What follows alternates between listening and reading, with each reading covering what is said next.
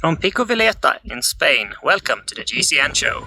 Welcome to the GCN show. Coming up this week, has Mathieu Van Der Poel bitten off more than he can chew? We find out with some expert help if his goal of becoming world champion in yet another discipline is a step too far, or can he become the first man to ever get the full set? We've also got news of a new long-distance gravel route in America that might help you meet yourself where you are, whatever that means. Bike paths getting named in Korea, and a brand new competition where you can win an Insta360 X5 camera and the new Go 3S bundle. Yeah, and don't forget as well, we have got some of the most exciting transport news of the year. So this bit of the show is supposed to get people excited. I left that part out for a reason.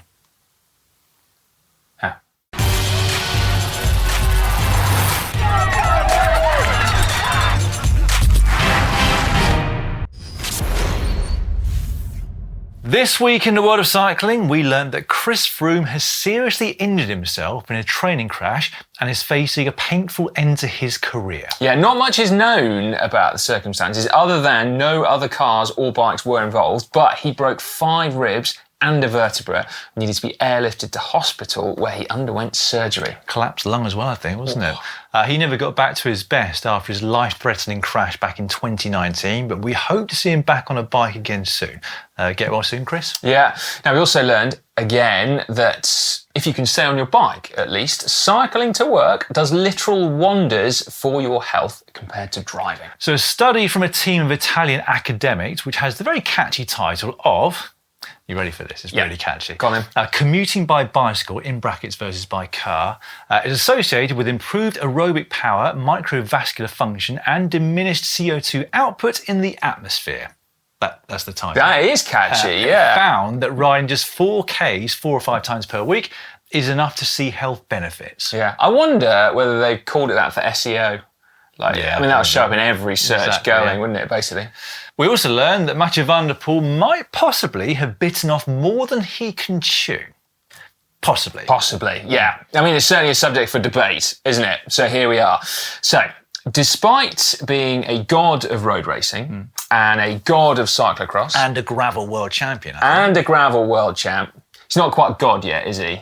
Even though he won it in godlike manner. Anyway, he has long since wanted to be world champion on a mountain bike as well. Yeah, greedy, I think is what we call that size. He wanted to be Olympic mountain bike champion as well, didn't he? He did, yeah. But also very cool, as well as being greedy, isn't it? Even if you don't follow cross-country mountain biking, don't really care about it, it's a super competitive, super challenging discipline of bike racing. So to be able to win a title there as well makes you a god of cycling, I guess, doesn't it, overall? Yeah. Cycling completed it, mate. Exactly. Pauline Ferrand-Prevot is the only rider to have ever managed it in the past, isn't she? Although, of course, she's on another level now, having won the Tour de France Femme avec Zwift as well.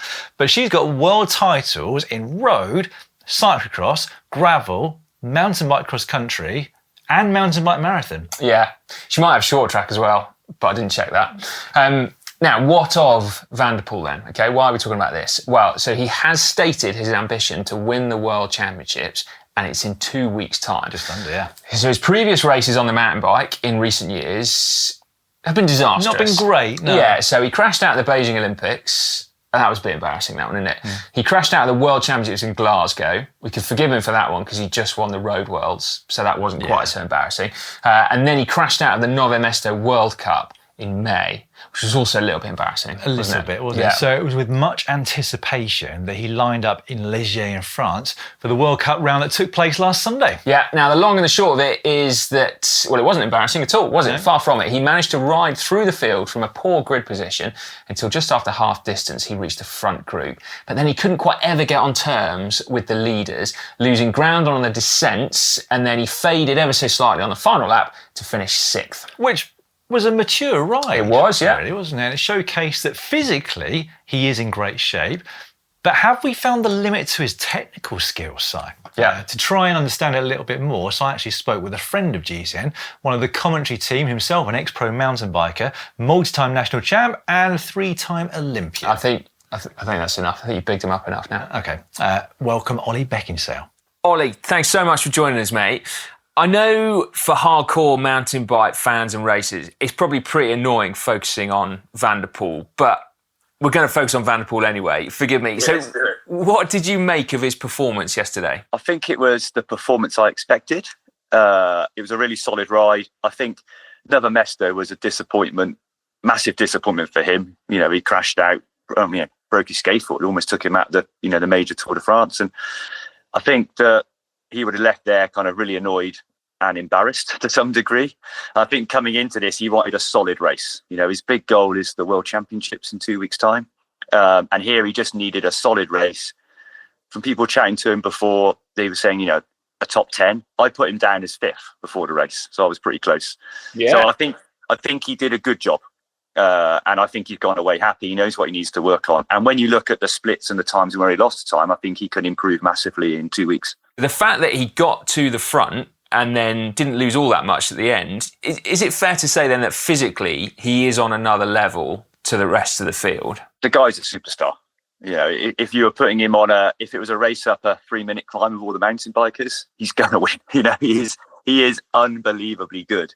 But we're in a very technical sport. It's no different to saying you could be a superstar mountain biker, but if you're not great at positioning, you're going to be in the wrong pace before you hit the key climbs of Flanders. It's like the flip side to that. So his gridding, he hasn't got a high world ranking. He slots in at 33 because of his road ranking, bizarrely, into the grid. But he lost 40 seconds on the first lap. He was then the fastest rider on course, lap 2. To move up and get to the front group, it's so inefficient. To get past riders, you have to slow up, then accelerate.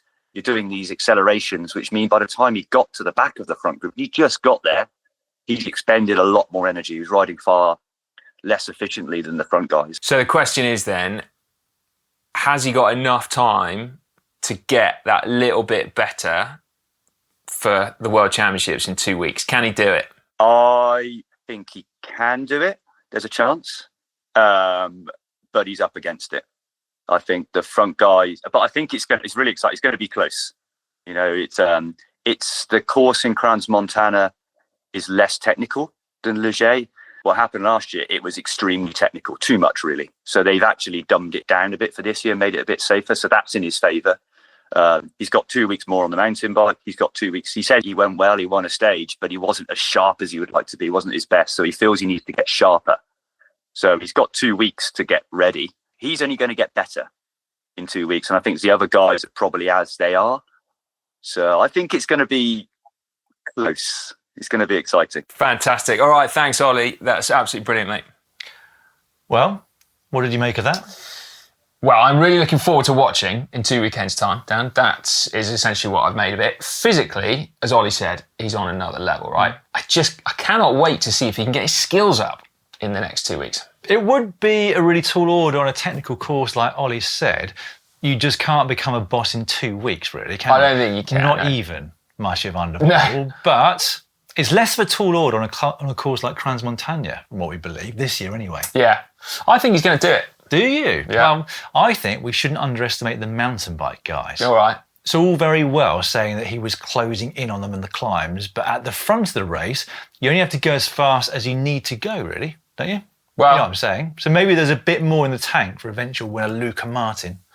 Well, yeah, I mean, it didn't look like he had much left at the end of it, to be fair. But yet he pulled a minute, I think it was, on Van Der Poel in one lap. Anyway, there's also a footnote to this story, isn't there? Tom Pidcock is a former mountain bike world champ and a former cyclocross world champ, and he's also down to ride the Road Worlds in Rwanda this year, so he too could get himself this complete set.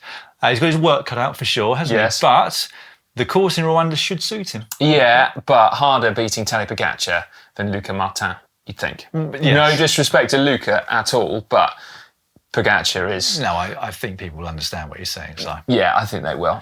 But...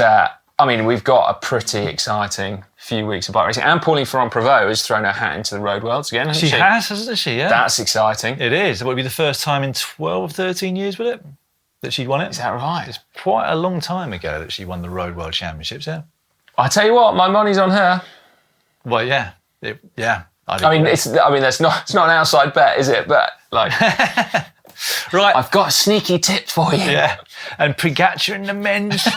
Right, let us know what you think in the comment section down below. What is holding Mathieu Van Der Poel back in the mountain bike scene right now? Is it simply his technical ability? Is it his bad gridding at the start? Do you think he will win the World Championships this year or at some point in the future?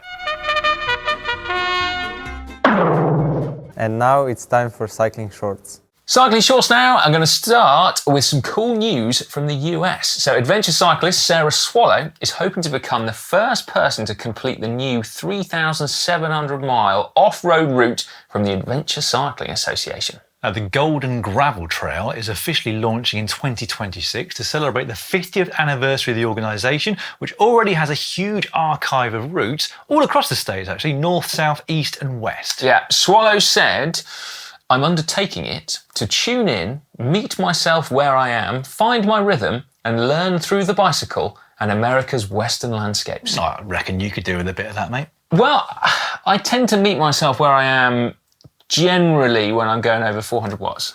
Well, that explains it. Yeah. So, you don't manage that much these days, either, do you? Don't No. meet yourself very much. Anyway, moving on. There was some very exciting news last week for transport nerds. Wasn't there, Si? What are you trying to say?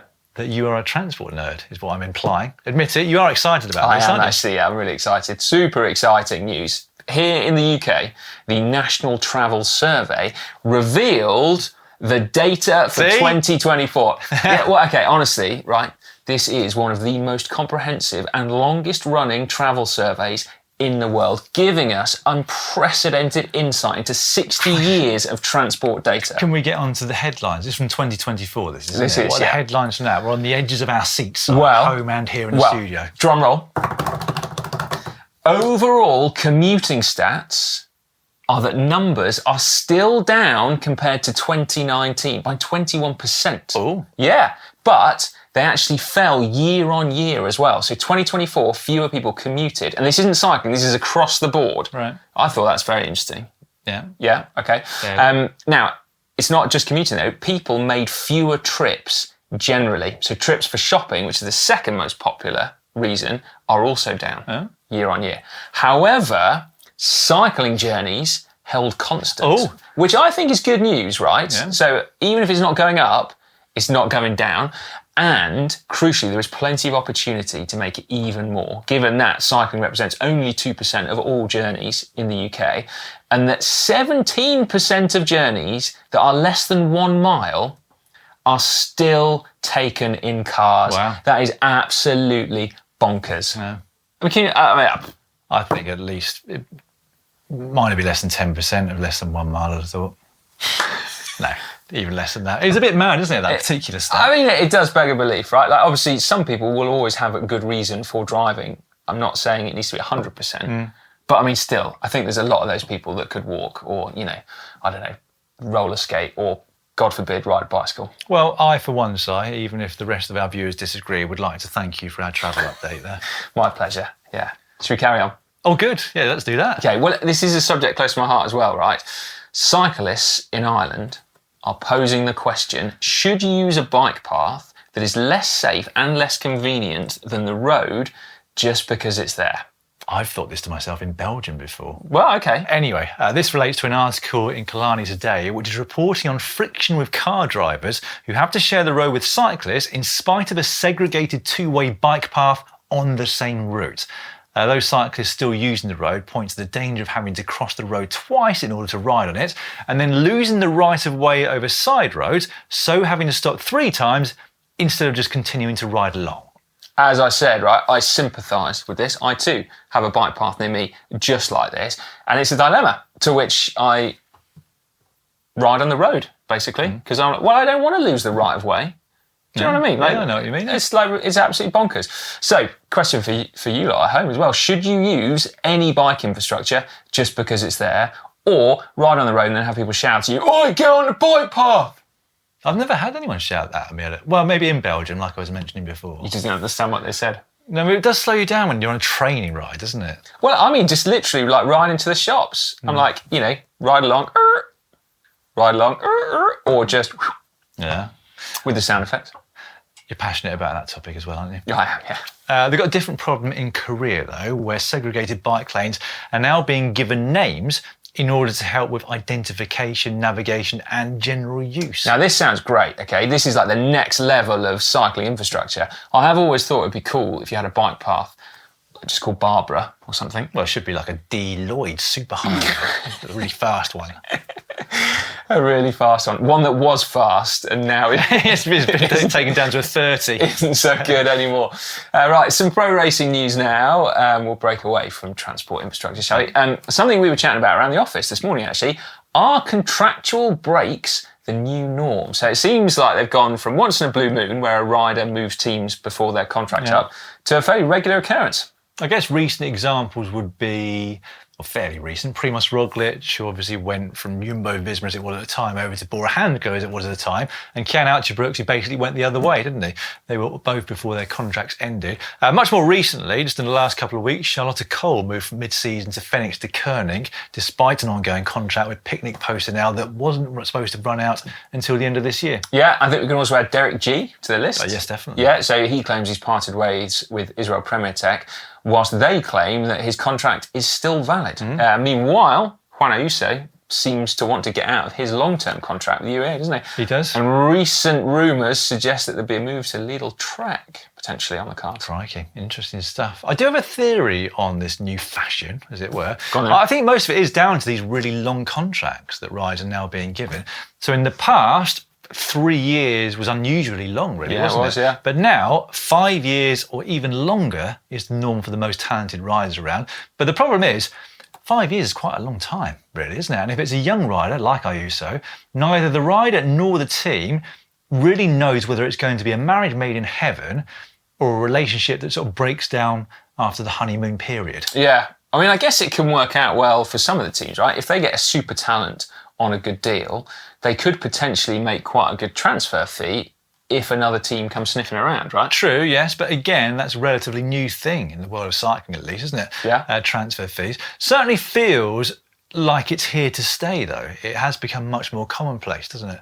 Anyway, moving on. Our mates at Pinarello have just launched their Dogma F with new colorways, as well as updating its MyWay customization. Yeah, so they have used 3D gaming technology to make it a little bit more immersive and easier to use. Plus, they've added new graphic layouts and a whole heap of new colours as well. Each design is then, this is kind of cool, right, hand-painted at the Pinarello HQ with the option of a matte or a gloss finish. I did have a look at the press release, and some of the designs they've got on there, they look really good, don't they? They do, very bling. Yeah. Right, next up, I've been told that I've got to promote you. Oh, yes, you have. Yes, go on then. Okay, so Dan is going to be doing some public training sessions on Zwift that are open to everyone. Now, the first one was this morning, wasn't it? It was. Did it go right? Very good. Good. But there is still plenty of time to join because Dan's going to be doing 2 sessions per week for the next 6 weeks. One on Tuesday morning at 9 a.m. BST. One on Thursday morning at 11 a.m. BST. That is correct, yeah, 11 a.m. Yeah. Are those during work hours? That is also correct, Si, Yeah, okay. We hadn't actually noticed that. You'll notice that those are work hours here in the UK. When I saw it, I was like, 9 a.m. UK time. Well, that's that meeting gone out of the way. That's that meeting gone out of the way. What's Dan doing this week? Oh, he's riding. I'm going to do this next year. Oh, guys, I've lost my mojo. Oh, I'm going to need to do that, all these group rides. When do you want to do it? Oh, I don't know. Monday, 10 a.m., something like that. He's a sneaky one, isn't he? On a serious note, if you could at home join me on those sessions, it would be very much appreciated. I'm going to be expanding more on this in a video that's going to be out this week on Thursday, but my head's fallen off a little bit. So I hadn't ridden my bike between the time trial I did about 3 weeks ago and this morning's Zwift session. But I need to get my arse in gear, basically, Si, because I've got the World Gravel Championships coming up in mid-October. So I thought it would be great if I had to turn up to these group training sessions. Otherwise, he'd be letting you lot down. Accountability. Exactly. It's one of the most important things for training plans, isn't it? You designed the sessions as well, haven't you? Yes, they're super easy. No, I don't know how easy or hard they're going to be, but you can find them all on our Zwift GCN club page, or put a link to that in the description just down below. But the great thing is, however you are finding a session, it's based on your FTP to start with, so it should be what's right for you. But if you are finding it too easy or too hard, you can just adjust the intensity as you go. The idea being that you complete every session, even if you're not on a great day, or you can just raise it if you're on a fantastic day. Yeah, that does sound good, doesn't it? And like I say, it's easier to motivate yourself when you've got others to answer to if you don't turn up. And that doesn't just refer to you, Dan, does it? That refers to you lot, I hope. Yeah. If you fancy a bicycle ride. I'm going to be noting down everyone that said yes, they're going. If you're not there, I'll be writing to you. Yeah, well, so if you'd like to join Dan and actually give him some encouragement, if you can write encouragement whilst also doing Dan's training session, but all power to you if you can. You can find all the details through the link in the description below. And whilst we're also talking about how to motivate Dan, you are quite lucky, mate, because CeramicSpeed have just become a partner with GCN Tech, meaning that Alex was talking this morning about how he has got a whole truckload of their extra special components to make your Gravel World Champs bike even faster. Crikey. Is he going to fit them for me too? I think that is the idea, yes. Wow. I won't say no to that. No, I didn't think you would. Anyway, back to Zwift briefly, actually, before we leave it. We wanted to remind you that you can also race for us, GCN, in the upcoming ZRL, or Zwift Racing League. So you're going to be entering a few teams into this year's series, made up of GCN Zwift Club members who want to race under the GCN banner. So registrations for round 1 are already open and will be until the 13th of September. All you need to do is join the GCN Club on Zwift and send an email to gcn-club@zwift.com saying that you're interested. Yeah, okay, we are going to finish Cycling Shorts now with a brand new giveaway. Oh, yes. There are 2 Insta360 bundles up for grabs, consisting of an X5 camera and then a Go 360 Cycling POV bundle, which includes, amongst other things, a microphone and a mic wind cover, which is very important for bicycling as well. Basically, the lucky winners of this giveaway are going to be able to start their own cycling YouTube channel, put you and me out of a job sign, I reckon. Well, should we enter as well? Just in case. Or just nick the prizes. For more info on how to enter, once again, click on the link that's in the description just down below. Don't leave it too long, though, because entries are going to close next Friday at the 10 a.m. BST. Yeah. You know what's next? It's hack/Bodge of the Week. This is that part of the show, one of them that you can get involved with yourself. Just go to globalcyclingnetwork.com/uploader. And you can submit your hacks and bodges there. The first one this week comes in from Chris Dark, who wanted a lightweight storage solution for inner tube tools, CO2 tyre levers, and some other bits. Don't we all, Chris? Don't we all? Weighed the saddlebag they were in before and determined the weight of the bag was 82 grams. Remember that, Si? Yeah. I figured out that I could beat that. Frame has some riv nuts for external Di2 batteries, so use those locations to design a box which I printed as solid to experiment and then converted into a mould which I then used to mould carbon fibre. It didn't come out perfect. It's the first time I've made a structure from scratch that is hollow, but still, at 76 grams, it's lighter than the saddlebag and it looks all right. Well, hang on a minute. I mean, it does look pretty good, actually. If only it was a little bit snugger to the seat tube. But, I mean, yeah, that's amazing. And you've saved 6 grams as well, which is utterly fantastic. I mean, that's kind of the stuff we dream of, isn't it, really? Yeah, well done. And doesn't it look neat? It does look neat, yeah, but it's quite a lot of hassle for 6 grams. It's quite a lot of hassle for 6 grams. I mean, when it does look good though. How much water? Well, obviously I know how much water is. It's 6 millilitres, but I'm just trying to think of that in terms of like what 6 millilitres of water feels like in your mouth. I mean, it's essentially nothing, is it? No. It's like a pipette full. Yeah. Yeah. Well, I mean, why not? You've made it look cool, and it means you don't have a saddlebag, so, you know, some people like that aesthetic. Just as long as it doesn't rattle. It means you can only have one bottle cage by the looks of it, though, does it? Or is the next...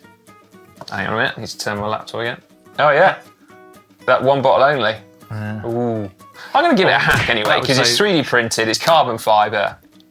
Not having an extra bottle, though, saves another sort of 600 grams. Well, it does, yeah. That'd be amazing. And that extra dehydration as well, that's lighter. Yeah. So, yeah. Oh, it's a win-win situation, Chris. No, I admire your ingenuity. Jokes aside, that is very cool. Yeah. We approve of hacks like that. Hack from me as well. What surprise voting at the end of that. Yeah. All right. Next one, we got this one sent in by Elon Avigueur. I needed a bike stand to replace a derailleur hanger and re-index my gears. Our apartment has a storage unit made out of this metal fence mesh material. I used 2 tyre levers to hang the steel cable from my bike lock to the ceiling and hung my bike on that steel cable. It was the perfect height to replace the hanger and work on the bike. I know it looks a bit janky. I'm glad you said that, because my first thought when I clicked on the picture was it looks a bit janky, but said it was surprisingly stable and convenient. So very tidy storage unit, isn't it? I know. I was looking at that. I assume that must be Switzerland. Yeah, I'm thinking the same thing. Like might be Luxembourg. Yeah, in the UK, I mean, no flats have storage areas like that anyway, let alone ones that look like you could eat dinner off the floor. Yeah. So, I think that's very cool. Let us know, Ayla, where you are from and why you've got such a clean storage unit. Is it simply the standards of the country that you live in? Yeah. Despite the cleanliness, I'm still going Bodge, I think. Well, I know, but I'm swayed by the fact that it is surprisingly stable and convenient. So it feels like that's a hack, even if actually, it's essentially just a bike lock hanging from a ceiling. You're going hack, are you? I feel like I am, actually. I'm going Bodge. Yeah, no, I feel like I am. Just as long as you then maybe got some kind of bike. Well, maybe you don't need a bike. Maybe I'm just being fussy. Maybe I'm being elitist and snobbery. Well, I've no doubt about that. Yeah, okay. All right, well, cool. We're on the fence then. Next up, do you know last week you announced that Isaac is leaving? Yeah. He used to put all the hacks and bodges in the script for us, didn't he? Yeah, he did, yeah. We've done it today, and on this next one, I've forgotten to paste the name in. Hang on a minute. I'll get you out. Okay, I'll read out the description whilst I... Jeff Arnold! Oh, thank you, Jeff Arnold, yes. For a little more than a star, I picked up a State all-road frame 2 years ago. Display model, sold as is, no warranty, all sales final. What I didn't realise until after I'd paid to have it custom painted was that it was intended to be built as a one-by or to be built with electronic shifting. Worse, I already had a full brand new 2x11 GRX drivetrain on hand for the project. Oh no. So I found a clamp-on cable stop for my seat tube, a pair of braze-on cable stops for my down tube, and an industrial adhesive specifically for bonding steel and aluminium. The bottom bracket doesn't have cable routing, so I used a piece of cable housing to bridge the gap between the lower down tube stop and the seat tube stop. 2 years later, and after about 7,000 miles, this rig is still my daily rider. I mean, that's pretty cool, actually. Like, I feel your pain, because if anyone has ever sort of built up bikes from like frame only, like there are always stumbling blocks. And like, oh my God, I remember like I had a pair of wheels and I ended up having to buy like, sounds ridiculous, like 4 separate end caps because like I ordered the wrong ones and then I had one that fitted and one didn't. It ended up I got this pair of wheels that was free and I think I spent £100 on end caps or something. I was thinking I know about bicycles and yet I'm still making these. Anyway, to cut a long story short, this feels like a very like commendable way of getting out of a really shit situation with your brand new bike. So whilst I don't want to say hack, because essentially it is a bodge, it's pretty cool what you've done, and I'm very glad to hear that it has lasted 7,000 miles. Oh, it's nice. You're right, it is a bodge, so I'm going to say bodge. I mean, I do commend you for managing to make use of your 2x GRX group set on a frame that wasn't designed for it, but it's still a bodge, isn't it? Yeah. Let's face it. I used to have a tendency to do a lot of servicing and dismantling the night before a mountain bike race, which was generally a Saturday, of course. And then my dad would have to help me on the kitchen floor covered in newspaper as I tried to reassemble my hub or suspension forks or something. I don't know why I did it the night before the race. Oh man, yeah, no, I know what you mean. Well, anyway, this is cool. And what I'm really glad is that Jeff didn't get the drill out and just drill a hole in the frame, because we've seen that before. So no, I wholeheartedly applaud Jeff. We better speed up, mate, because whilst Isaac used to just put 4 in, we've added 5 in ourselves. Here we have, yeah, okay. Right, next up, Michael. The night before my race, this sounds like one of yours, Dan. It does, yeah. One of the spring-loaded pins on my SRAM transmission GX derailleur failed. So this is something I never knew could happen to SRAM wireless rear derailleurs, but now 2 people have sent them in. It's only a couple of weeks ago, the Yeah, last one, wasn't just like the little connector pin. pins in the derailleur that attach the batteries, one of the pins has got to be stuck. Do you know what they need? They just need some WD-40. That'll sort it out. But in the absence of WD-40, the workaround seems to be a little bit of tin foil that you can find like wrapping a chocolate bar, or as Michael said, from my takeaway dinner. And there you go, it's fixed the battery. Yeah. Well, we said hack before, I think we're going to say hack again, aren't we? Yeah, I think so, but yeah, I think that's great. So a little bit of tin foil and sorts you right out. Good stuff. We had to put the fifth one in, or at least I did, because I wanted Si to see this. Whoa. Came in from Gary Jackson.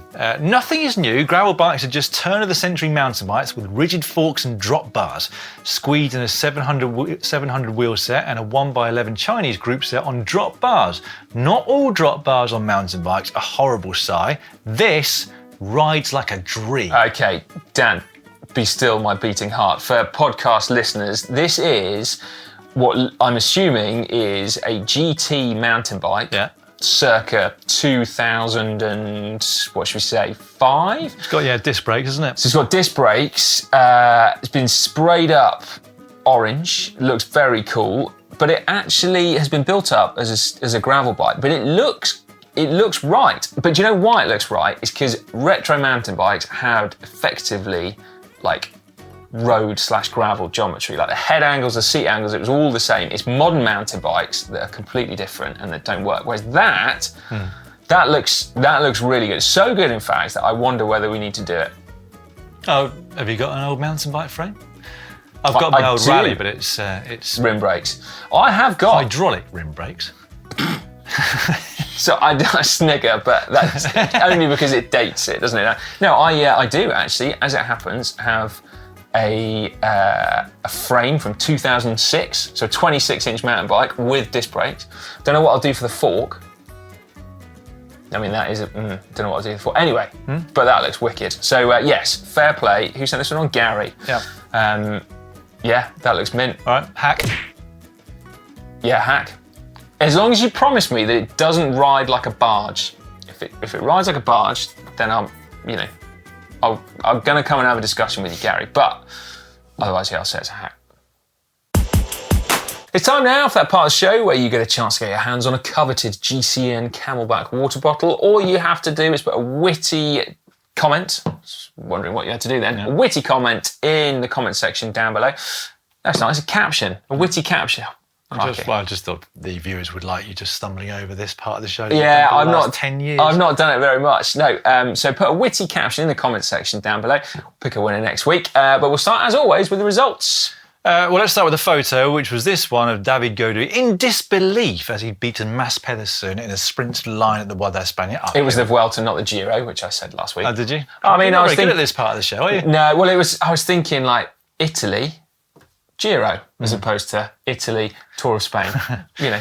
Anyway, we've got our winner, which I picked. Oh, yeah? The Paddy 202 put caption, OMG, look at the size of that GCN presenter's ankles. Thanks, Paddy. Yeah. Unless, of course, you're referring to the fact that Dan has little twiglets for legs. It could be. Yeah. For ankles. It's not just about my supersized My ones. very small ankles really accentuate the size of my calf muscles. Anyway, get in touch, Paddy, on Facebook with your address and we'll get a bottle sent out to you as soon as possible. This week's photo is from La Vuelta, but in Spain side. It is Filippo Ganna and teammate at Ineos Grenadiers, Victor Langolotti, slouching, I would say, on a bench. I will get you started in Filippo Ganna's, not voice, but from his perspective. Okay, Victor, here we do some bench press. Because they're on a bench? Yeah, and bench and some press come along to interview them. Oh, I see. It's like a play on words. Yeah, all right. Yeah, no, that's better than I first thought. Yeah. You're one of those people I need to explain my jokes to. Well, that one. I suspect there's a fair few people out there wondering what on earth you're talking about. But yeah, okay.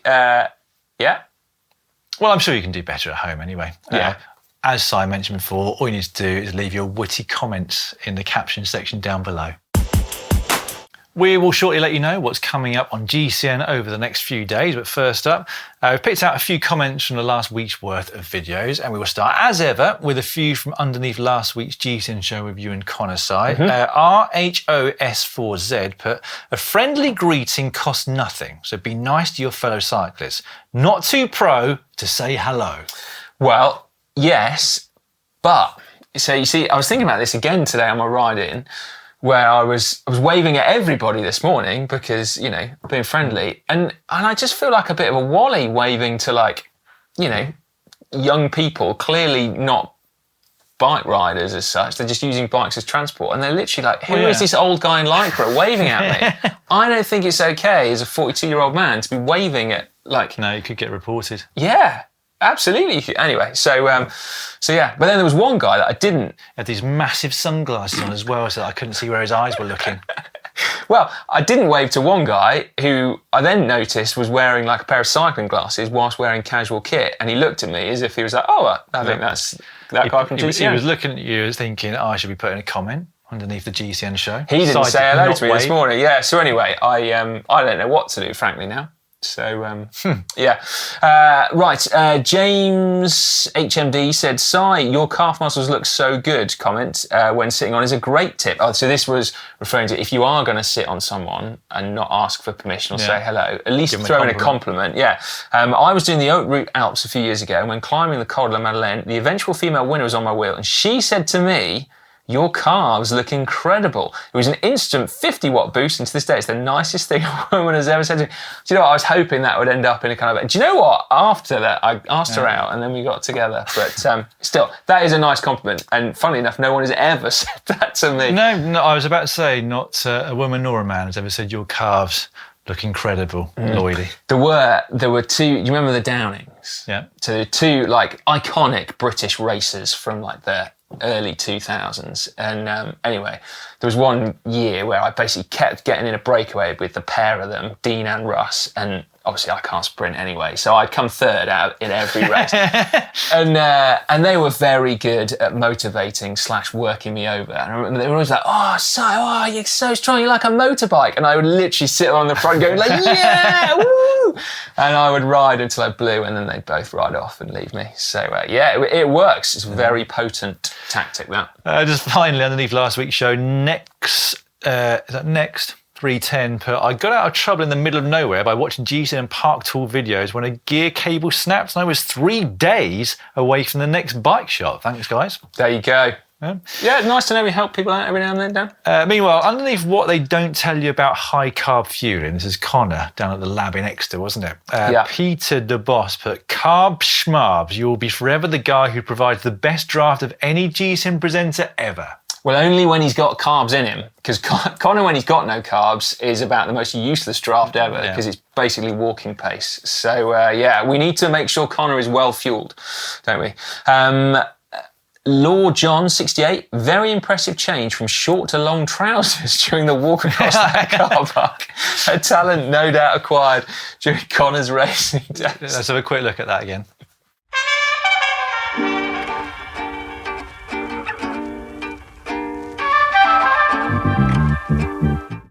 When you notice it, it is quite funny, isn't it? And then sticking with the same part of that video, at Jane McLeod put, "That parking job is the bodge of the week." And again, when you look back at that part of the video, it is terrible parking, isn't it? Isn't it? There's no comments about the carbohydrates then?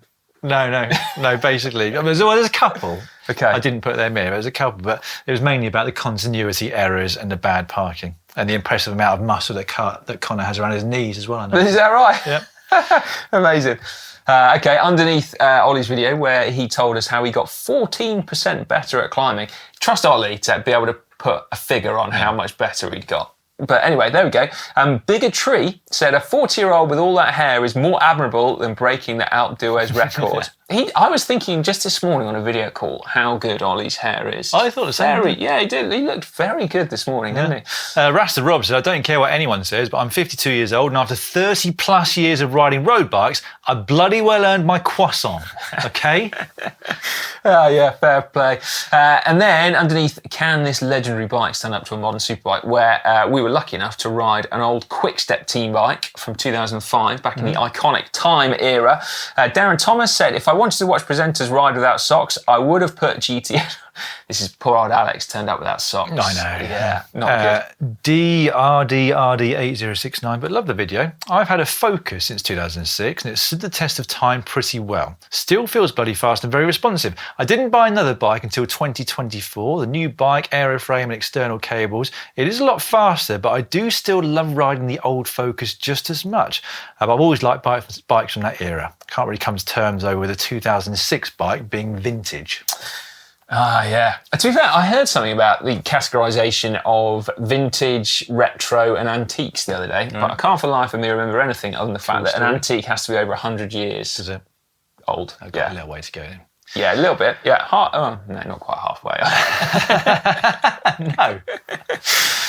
Just finally, ahead of myself, but both superbikes 20 years apart. I own and love both, coincidentally. Whoa, check you out ahead of myself. Yeah. That's cool. You lucky fizzer. That's amazing. What a coincidence. They've got both the bikes featured on the video. Yeah. All right, coming up on the channel this week, then on Thursday, as I mentioned before, I'm going to be talking you through my preparation for the Gravel Worlds, why it hasn't been going to plan so far and what my plan is for the next 6 weeks going towards it, and how you can help me out by getting involved in that training series. And on Saturday, we've been trying to fix that super light bike that broke before the Outdoors Feather attempt. The Andrew Feather broke, yes. Yeah. So over on GCN Tech, you can follow Ollie's struggle. I believe he is struggling because he's downstairs now in our workshop, and I think I've heard a bit of swearing. Have you? I think I have, yes. But anyway, fixing that up, because then the video for GCN on Sunday is, all being well, Andrew Feather taking the super duper light bike out and trying to claim a KOM that isn't Outdoors, unfortunately, but prestigious one, not quite as prestigious, very but prestigious nonetheless. And it has been raced up by Grand Tour winners at Full Throttle. I raced up there, but it was pre-Strava, so it's same. Yeah, so it didn't get the KOM, unfortunately. I got a top 10 on that day. On the Strava? No. Strava was a long way in the distance from then. You got on the podium, didn't you? Oh, that was a different time. Yeah, that was the Nationals. Oh, you're giving away where it is now. That's all right. I did the French Nationals 1 year. No. I literally went, really? No, you didn't. Anyway, yeah. But you didn't go up very quickly that day, did you? No. Bradley Wiggins and David Miller went up. No, it was Brad and Chris Froome. Was it? Before Chris Froome was very good. Well, he was quite good that day. He just wasn't well known as being good. He finished fourth that day, didn't he? Yeah. Yeah, rolled in. Anyway, there we go. That little almost story brings an end to the GCN show this week. We should also actually, Dan, we noticed in the comment section, so thank you very much to those of you who brought it to our attention, that we've been a bit slack at uploading the GCN show to podcast platforms. Have we? Yes, we have. We have rectified the situation. Well, thank goodness Isaac has gone. Yes, exactly. He wasn't doing his job. It wasn't Isaac's fault. Anyway, yes, so if you're used to listening to the GCN show on your various podcast platforms, then it should now be there, as are the missing weeks. So there we go. Right, we'll see you, or you'll hear us next week then. Yeah. Good luck with the Zwift sessions, Dan. Cheers. I would join you, but unfortunately I've got work to do.